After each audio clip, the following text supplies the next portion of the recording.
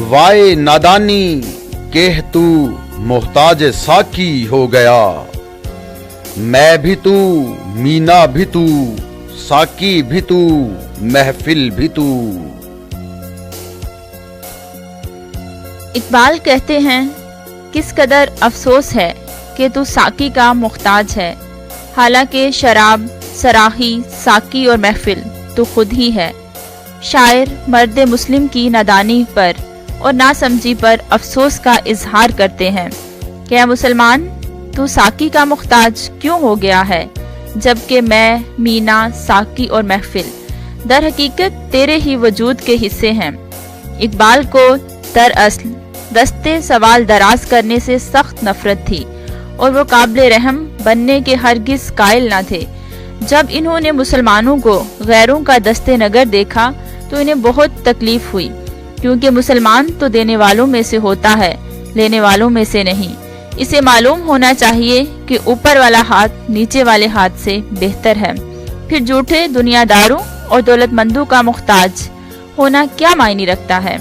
موجودہ شعر میں اقبال نے ایسے ہی مسلمانوں کے احساس غیرت کو بیدار کیا ہے اور کہا ہے کہ دنیا کا میخانہ تو تیری ہی اپنی ذات کے اندر ہے، جس میں ساکی، مینا اور میں سب کچھ ہے، پھر تو کس لیے دوسروں کا محتاج بن گیا ہے؟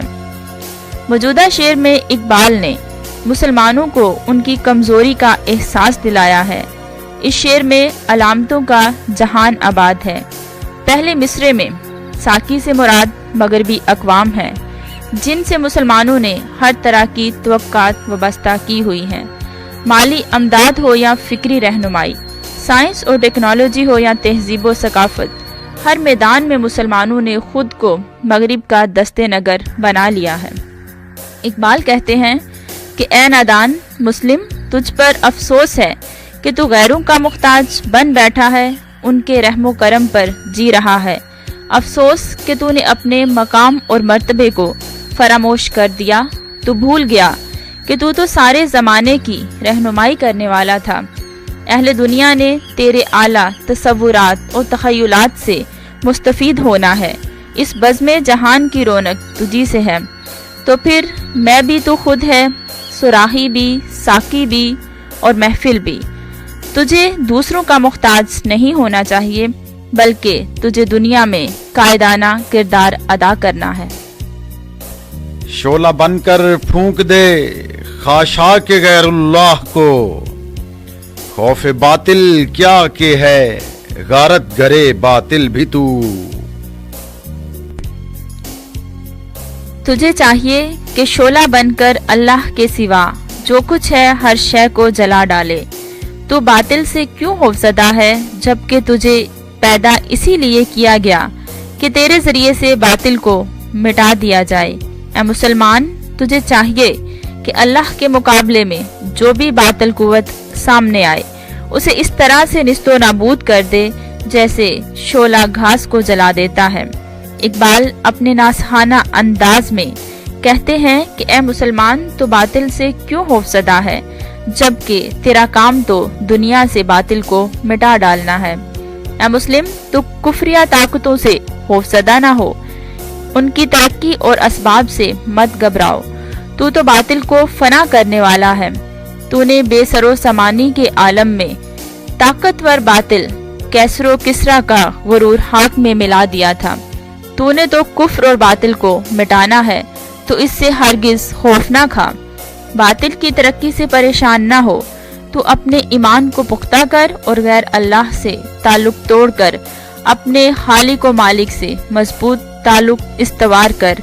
تو باطل کی مادی ترقی سے خوفزدہ نہ ہو، باطل تمہارا کچھ نہیں بگاڑ سکتا، بلکہ اس نے تمہارے ہاتھوں ہی تباہ و برباد ہونا ہے۔ بے خبر تو جوہر آئینہ ایام ہے، تو زمانے میں خدا کا آخری پیغام ہے۔ اقبال مرد مومن کو اس کی حقیقت اور اصلیت سے آگاہ کرتے ہیں کہ اے نادان، اے بے خبر، اے غافل، تو زندگی کے آئینے کا جوہر ہے، یعنی آئینہ تجھ سے بہتر صورت دکھا ہی نہیں سکتا۔